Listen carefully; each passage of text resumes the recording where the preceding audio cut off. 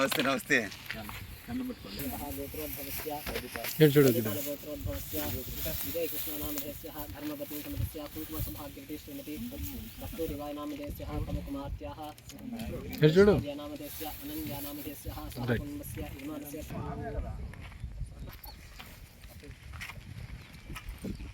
People పట్టుకో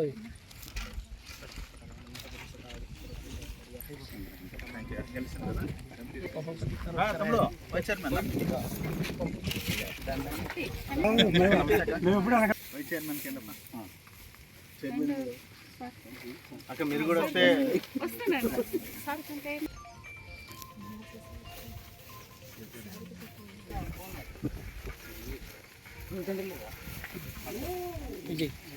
యాక్చువల్గా ఉండాల్సింది 19 కోరం లేక విశ్వాసం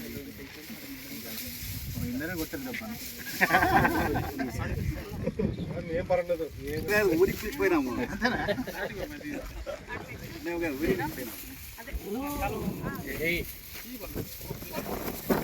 పాడి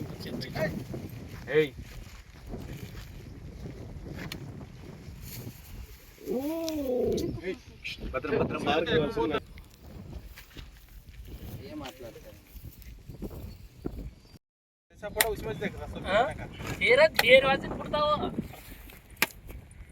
అదే తేరాచి కబ్బి అదే ఫుల్ పడతారు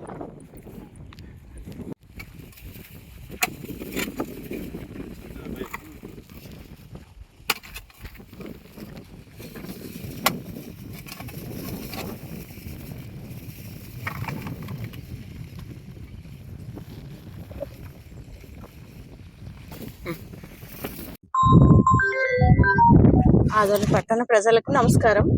ఈరోజు మన ఎస్ఎస్ ట్యాంక్ తాత్కాలిక రిపేరీ అంటే మనసారి వర్షానికి కూలింది కాబట్టి ఇప్పుడు మనం తాత్కాలిక రిపేర్ చేస్తున్నాము. ఈరోజు దానికోసమే భూమి పూజ చేసినాము. త్వరత ఈ ప్రాజెక్ట్ వరకు పూర్తి చేస్తామని తెలుపుకుంటాం. ఆదోని పట్టణ ప్రజలందరూ కూడా నమస్కారాలు. మరి ఈరోజు ఆదోని దాహార్తిని తీర్చే బసాపురం ఎస్ఎస్ ట్యాంక్ సంబంధించి మీరు చూశారు, పూర్తి స్థాయిలో కుంగిపోయింది.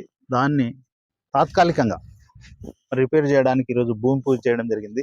మరి ముఖ్య అతిథులుగా సోదరమణి లోకేశ్వర్ గారు, మున్సిపల్ కమిషనర్ కృష్ణ గారు, అదేవిధంగా కాంట్రాక్టర్ అందరూ చాలామంది వచ్చారు, కౌన్సిలర్ మాలుడు చాలామంది వచ్చారు. వీళ్ళందరూ కూడా పేరు పేరు నమస్కారాలు తెలుపుతూ త్వరలోనే ముఖ్యమంత్రి గారిని కలిసి పూర్తి స్థాయిలో ఈ ఎస్ఎస్ ట్యాంక్ సంబంధించి ఏవైతే ప్రపోజల్స్ ఉన్నాయో వాటిని కూడా త్వరలోనే తీసుకొస్తాం. ఖచ్చితంగా ఆదోనికి సంబంధించినటువంటి ఏదైతే ఇబ్బంది, ప్రధాన వనరు అయినటువంటి నీటి వనరు ఏదైతే ఇబ్బంది ఉందో దాన్ని తీర్చడానికి, దాన్ని తీర్చే ఎస్ఎస్ ట్యాంక్ సంబంధించి ఈ తాత్కాలిక రిపేర్ పూర్తయిన వెంటనే పూర్తి స్థాయిలో నిర్మాణం చేస్తామని, దీనికి సంబంధించి ఇన్ఛార్జ్ మంత్రివర్యులు నిమ్మల రామనాయుడు గారిని కూడా త్వరలోనే తీసుకొస్తాం.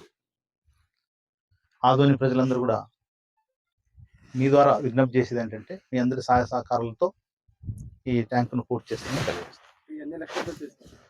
ఇప్పుడు 70 lakhs అనేది 1,20,00,000 అండి తాత్కాలిక. ఆదోని పట్టణ ప్రజలకి ముఖ్యంగా దాహార్తిని తీర్చేటువంటి బసాపురం ఎస్ఎస్ ట్యాంకు అది 2021లోను 2023లోను అలాగే అనుకోకుండా 2025 జూలైలో స్లైడింగ్ అనేది జరిగింది. గతంలో 2 కూడా రిపేర్ చేయడం జరిగింది. అయినప్పటికీ కొత్తది కొంచెము ప్రమాదకరంగా స్థితిలో ఉండడం వల్ల గౌరవ స్థానిక ఎమ్మెల్యే గారి దృష్టిలోకి అలాగే ఎమ్మెల్సీ గారి దృష్టిలోకి మిగిలిన వారి దృష్టిలో కూడా పెట్టినప్పుడు ఇమ్మీడియట్గా దాన్ని రిపేర్ చేయమని టెండర్లు కాల్పర్ చేయడం జరిగింది. దానికి 3 ఎక్స్టెన్షన్లుగా 1,29,00,000కి ఎస్టిమేట్ చేసి టెండర్ పిలిచడం జరిగింది.